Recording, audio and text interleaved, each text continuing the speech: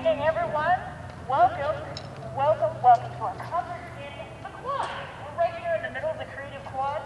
The first time we've ever gotten to perform here, and I think you're in for a real treat. We've got a nice natural shell around us, so well done to our design and building friends for giving us this great outdoor concert space.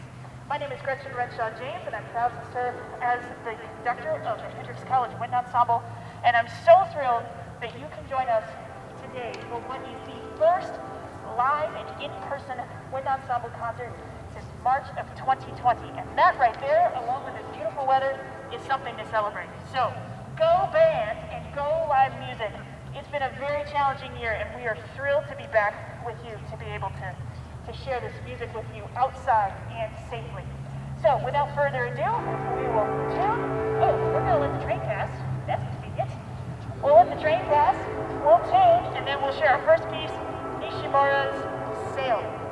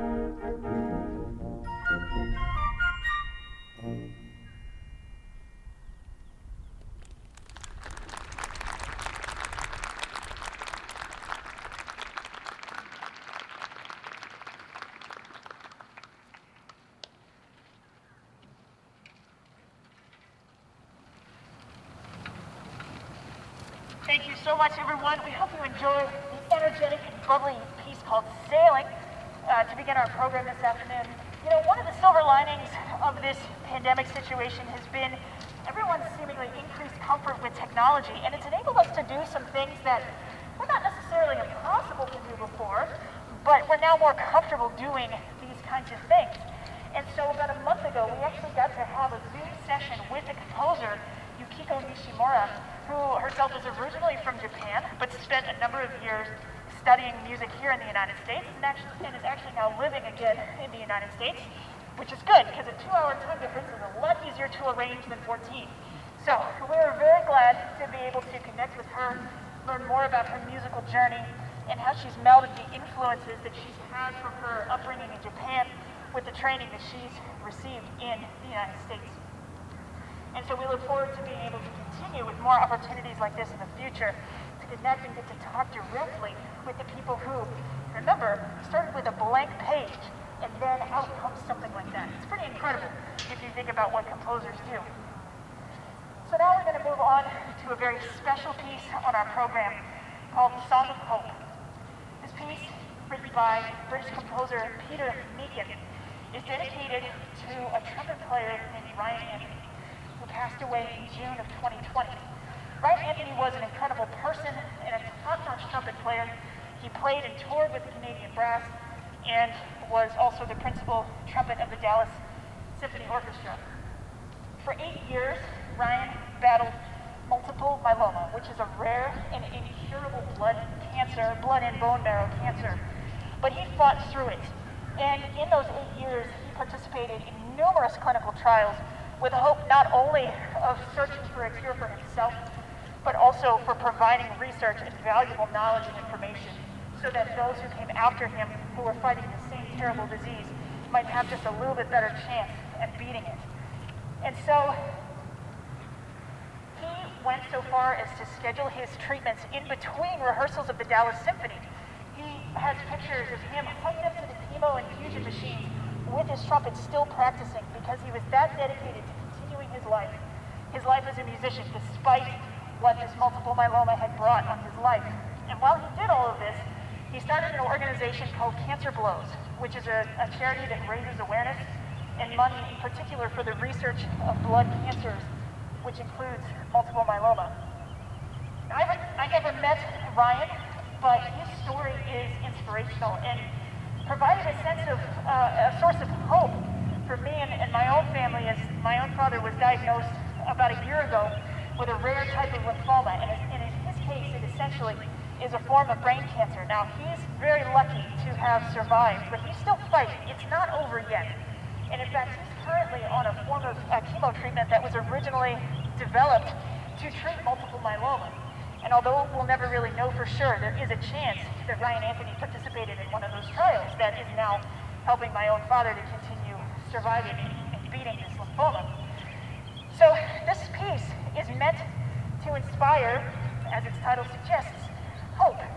Whether that's hope throughout a time of your own or a family member's serious illness, or the kind of hope that we all need and have all needed to sustain us through this really difficult year that we've all faced. So if you're finding yourself needing a boost for whatever reason to get yourself through something that's challenging, whatever that may be, it's our goal that with this piece, by sharing this piece with you, you might find some of the hope that you might need right now. So I hope you enjoy Song of Hope by Peter Meakin.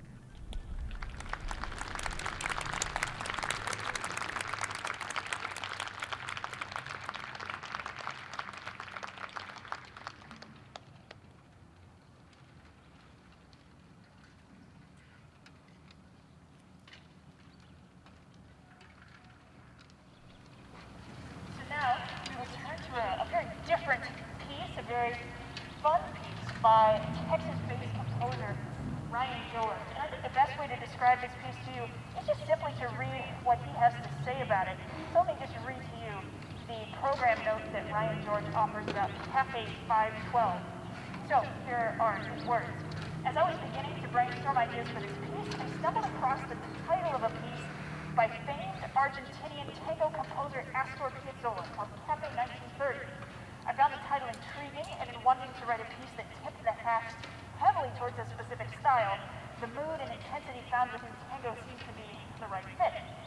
The similarities, though, between Piazzolla's piece and the one I was looking to write pretty much end at the title. Whereas Piazzolla's work is intimate, slow, and melancholy, as well as being a true tango, I wanted to write something that was dance-like, more energetic. So I changed the 1930 to 512, the area code for Austin, Texas, which is where he lives, and used a 5+1+2 note grouping to construct the main motif found throughout the work.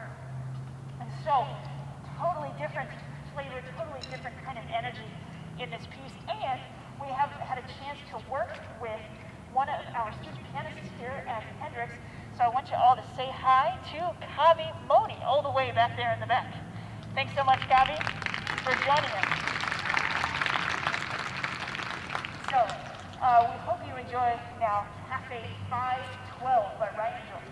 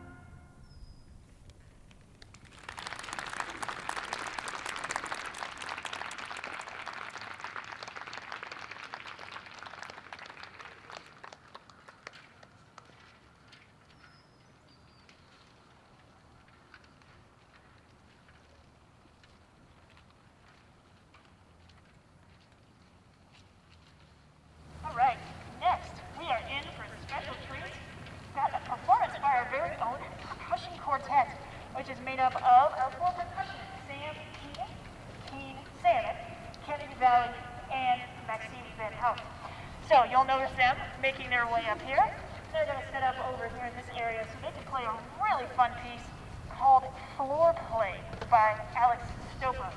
Now, why are we doing a percussion quartet piece in the middle of a wind ensemble concert? Well, here's the thing. They lend their parts for all the other music really pretty efficiently, and it's important to make sure that your percussionists are thoroughly entertained. You don't want them to get too bored back there. And so, also in combination with the rather unusual rehearsal schedule we've had to use throughout the semester, it just seemed like a great opportunity to get the four of them to get to play together on a piece of music. So the composer, Alex Stopa, wrote this fun, lighthearted piece called Floor Play, which can actually be performed anytime, anywhere. Because, as you'll notice, they don't have any instruments with them. They just have themselves. Okay? So this piece is actually written specifically for body percussion. So you're going to notice them using their feet and their hands. They're even going to use the chair sometimes too to make a whole range of sounds. And it just showcases all the possibilities that exist for percussionists, even when they don't have any instruments. So, percussion friends, once you are ready, please share with our audience today Floor Play by Alex Stopa.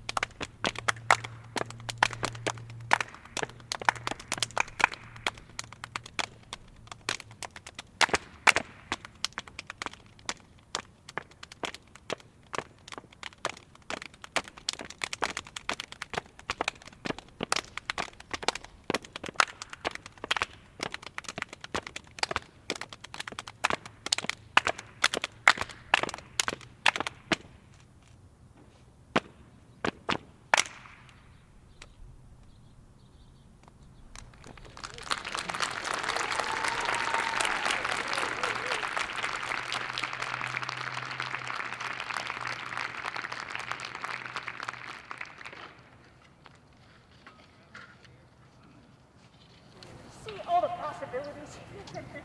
Now, while they consider placing some ice on their legs after all of that, and get set up for our final two pieces,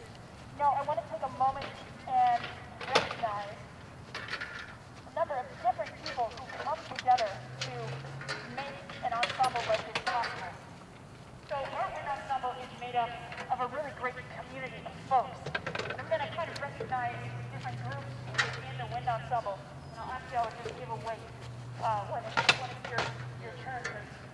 So first of all, we have in our midst a biology professor, Dr. Adam Schneider. Give away.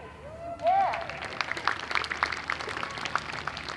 We also have a couple of members of the Conway community with us. We have Van Lamar back in Trumpet World and Kathy Miller up here in Flute World. Give away, everyone.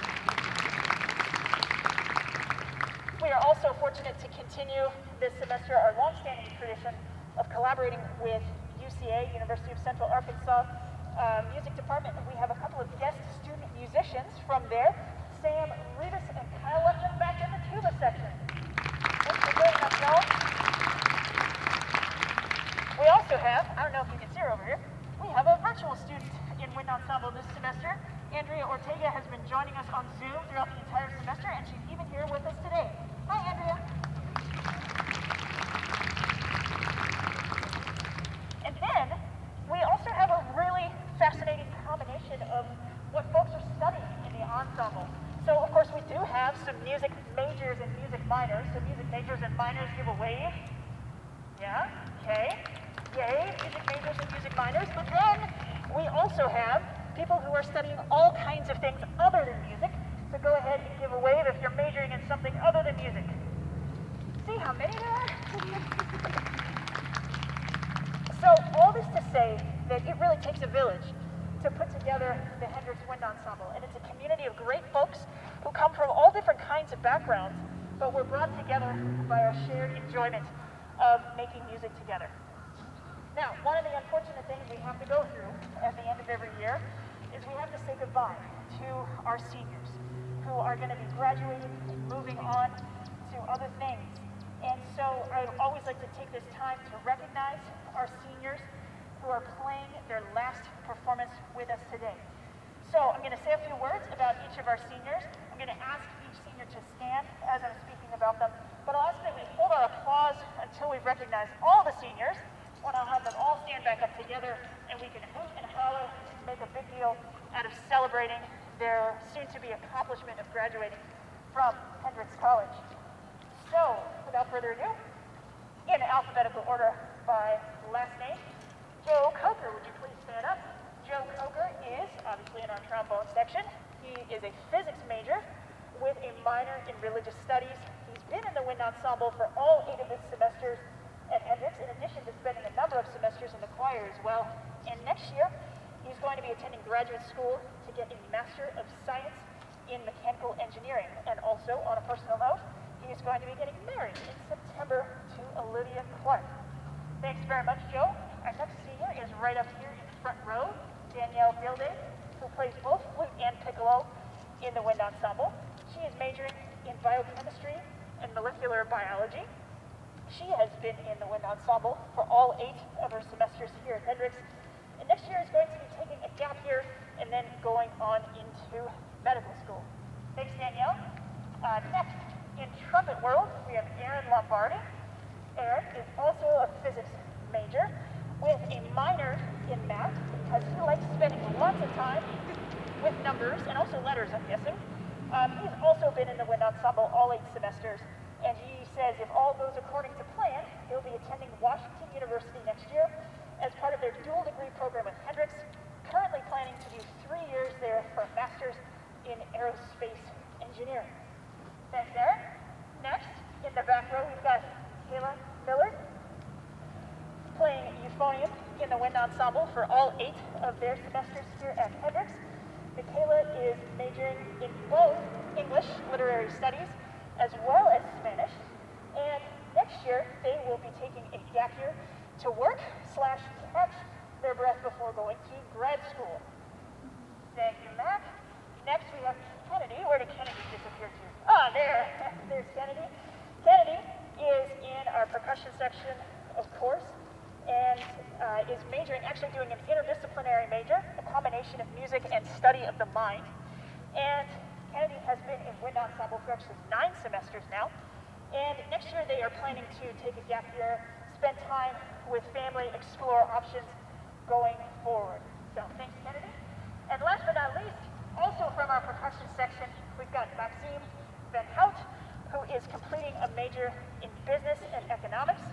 He has been in wind ensemble for 7 semesters, and that's because he did a study abroad in one of his semesters here at Hendrix. And in the fall, he's going to be attending law school at the University of Arkansas in Fayetteville. He's hoping to also get accepted into a Master's of Business Administration program at the U of A, which will be completed with his law degree. So now, seniors, I'd like to ask all of you to stand so we can give you one big round of applause to say thank you and good luck.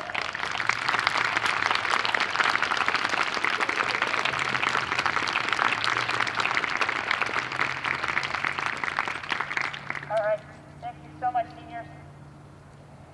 So, it is traditional for us in April to play an outdoor concert, and we traditionally always close with 2 pieces, the same 2 pieces. And so after a tumultuous year, it seems to make a lot of sense to come back to these traditions that we unfortunately couldn't have last year. And so we're going to close with the famous Carmen Dragon arrangement of American Beautiful, followed by the also very famous Stars and Stripes Forever March by John Philip Sousa. And I just want to point out to you on the Sousa, you're going to hear some fantastic piccolo playing by senior Danielle Gilday right here in the front row, as well as Kathy Linder in the second row. So we are going to take one more tuning note, and then we'll play these last 2 pieces for you and enjoy the rest of the afternoon with you.